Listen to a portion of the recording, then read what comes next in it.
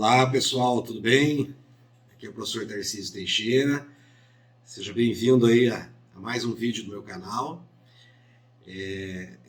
Esses vídeos que eu estou gravando agora durante essa semana, infelizmente, são por um motivo muito triste, que é essa consequência que nós vamos ter, já estamos vivendo, o mundo já está passando por isso, que é o risco do agravamento da fome mundial. Em consequência, a guerra que está ocorrendo entre a Ucrânia e a Rússia. Lembrando, como eu já falei no vídeo anterior, onde eu comento das medidas que os Estados Unidos da América estão tomando, para tentar amenizar esse problema. Evidentemente que as medidas dos Estados Unidos também vão surtir um efeito positivo, vão amenizar o problema para o mundo, mas também é uma oportunidade de negócios. Então os Estados Unidos estão já prevendo que podem ter lucro com isso, aumentando a sua produção de alimentos, garantir a sua própria segurança alimentar e também pensando, lógico, no mercado mundial de alimentos. E eu estou aqui com alguns dados, gente, de uma professora, é uma professora de Portugal. Ela publicou um texto em 20 de maio de 2022, que é da Felisbela Lopes. Quem enviou esse texto, a pedido aqui de informações, foi o Dr. Marvulli. Dr. Marvulli, eu não o conheço pessoalmente, mas é uma pessoa que a gente participa aqui de um grupo de direito ambiental, de advogados que atuam no direito ambiental, e ele tem colocado aqui reportagens muito interessantes sobre esse tema. Eu pedi algumas contribuições para ele, ele me enviou mais essa aqui que eu achei assim, muito sintética e muito importante. Então eu vou analisar essa reportagem com vocês. O que a Felisbela Lopes fala, Além de uma comunicadora, ela também é uma professora na Universidade do Minho, Ela fala assim que, olha, juntos, Rússia e Ucrânia fornecem habitualmente, eu não sei se ela deixa esses dados em questão de Europa ou questão de mundo, mas mesmo que seja só na Europa, já é muito impactante esses percentuais, 28% do trigo, 29% da cevada, 15% do milho e 75% do óleo de girassol comercializado. E o que eu já comentei com vocês e repito aqui? Essas cadeias produtivas elas foram quebradas no período da guerra, e como a guerra continua, porque tem ali vários interesses, e evidentemente que as suas lideranças têm os seus motivos para ter entrado nessa guerra. Vamos respeitar aqui a autonomia, a soberania dessas decisões, dessas lideranças, mas a guerra em si sempre é a pior opção. Sempre é a pior opção. Por quê? Porque como eles continuam com essa guerra, toda aquela estrutura de cadeia produtiva ela vai sendo desconstruída.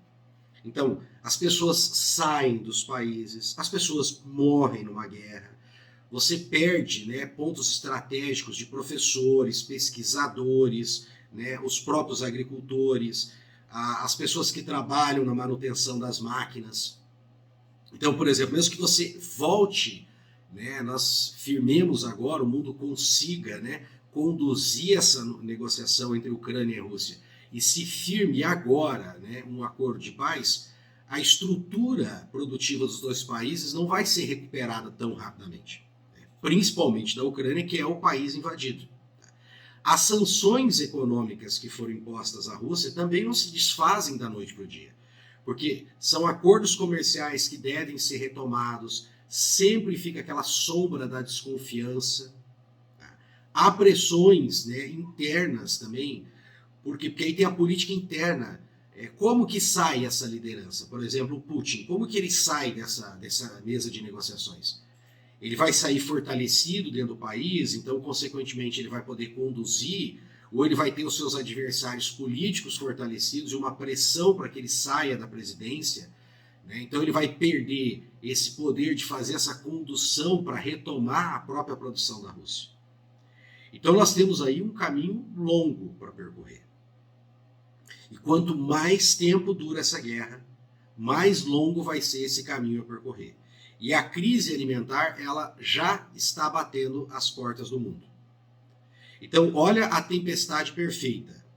Nós tivemos o problema energético na China. Isso já durante a própria pandemia, né? Então, caiu a produção dos herbicidas, que afetou aqui no Brasil já. Quem trabalha com isso sabe da elevação dos preços que nós tivemos nos herbicidas. Ah, mas isso impactou? Bom, às vezes isso não impactou direto, no caso do produtor, porque igualmente subiram os preços das commodities. Então a venda da saca de soja, por exemplo, também subiu. Mas isso, tá, gente, foi feito através, né, de uma elevação do preço do dólar também para nós aqui no Brasil. E com a elevação do preço do dólar fica mais difícil a gente comprar produtos, entende? Então acaba também tendo uma pressão inflacionária no país. Então não é uma coisa tão simples assim, né? Para quem está do lado ali como agricultor, fazer essa continha assim muito simples. Ah não, subiram os insumos, mas também subiu o preço do soja, eu estou satisfeito. Porque um país como o Brasil não é feito só de produtores de soja. É lógico, o produtor, aquele agente produtivo do agronegócio, ele é muito importante. Mas nós temos os outros milhões de brasileiros que não são donos de propriedade, que não são produtores de soja, e que eles são impactados negativamente. E nós estamos aí, então, né, sendo um grande país produtor e tendo pessoas que estão passando fome. Então nós temos que olhar o ecossistema como um todo. E ela passa aqui mais alguns dados importantes. Tá? Então hoje, por exemplo, né, fala ela que a subida de preços de alimentos básicos, que é o que já ocorre no Brasil, nós estamos vivendo esse processo inflacionário, né, e esse processo inflacionário realmente não é só brasileiro, ele é mundial, mas olha só os dados, né? Ela diz aqui que nós já estávamos ali com 440 milhões de pessoas no mundo com risco, né, de não ter o suficiente para se alimentar, e esse valor, tá, gente, vai subir para 1 bilhão e 600 milhões de pessoas. Então isso vão ser 4 vezes mais. Então percebam como essa guerra agora, ela já impactou, não é a economia em si, só pensar em valores, mas é a vida das pessoas.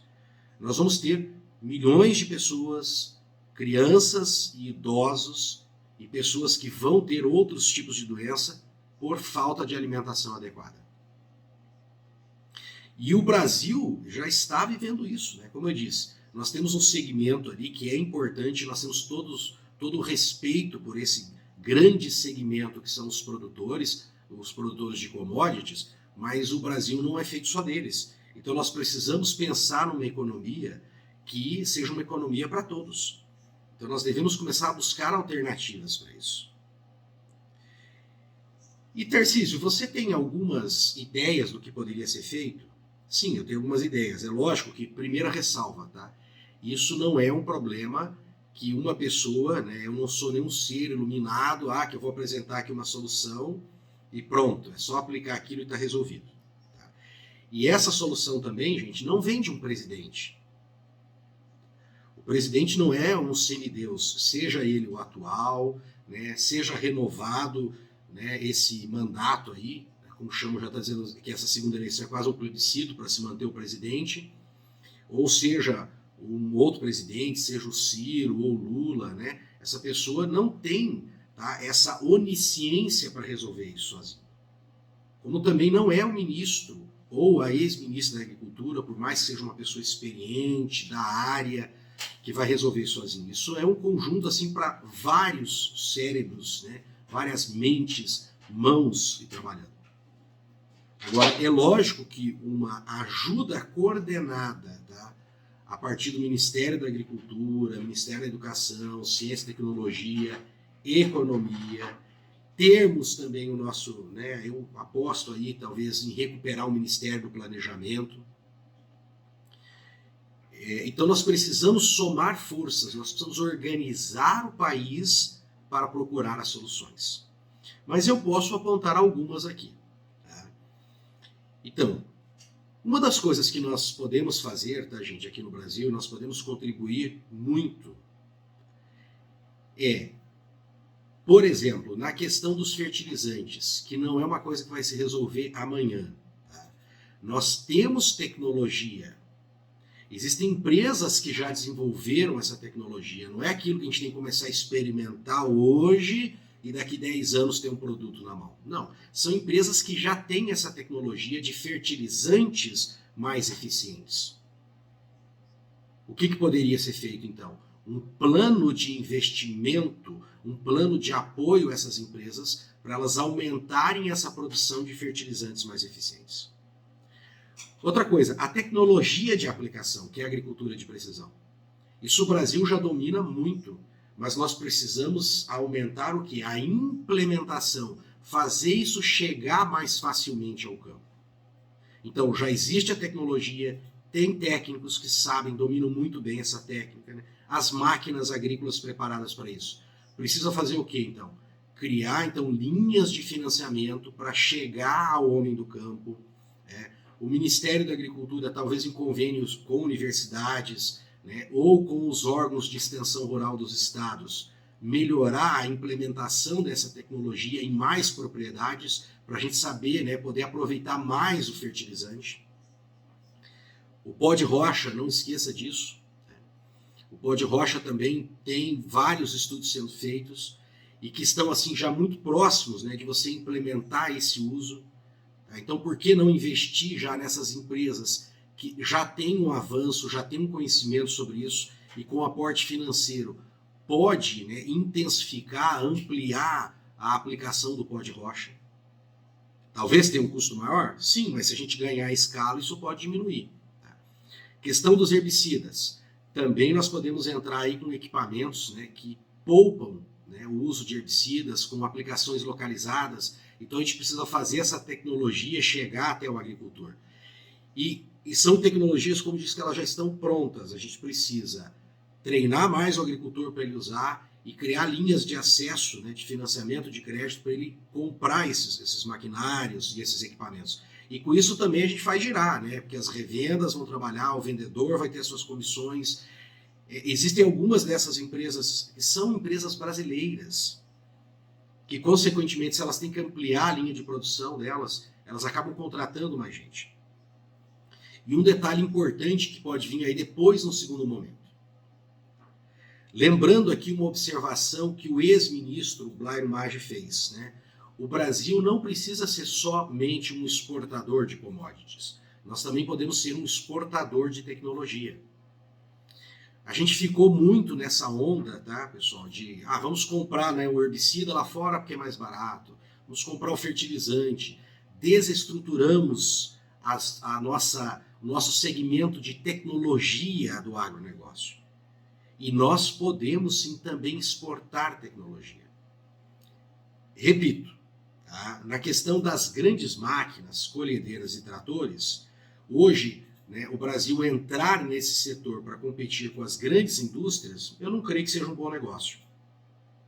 Todavia, né, de todos os implementos que podem ser agregados da tecnologia, do software, né, do melhor uso da internet, o Brasil pode implementar muita coisa. Tem muita coisa já pronta que pode ser colocada no mercado, tem muita coisa que a gente pode terminar de desenvolver, falta muito pouco, né? Então, falta esse trabalho organizado. Tá? Esse trabalho organizado.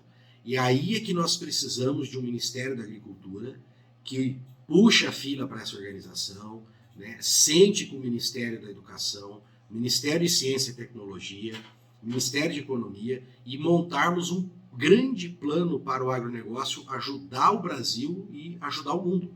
Repito, os Estados Unidos estão se organizando com essas liberações de áreas de preservação de plantio, porque ele vai contribuir com a segurança alimentar interna, mas ele também vai aproveitar um grande momento na economia. Beleza, pessoal? Eu sou muito grato pela atenção de vocês, tá? Se você puder, né, gostar desse conteúdo aqui, divulgue.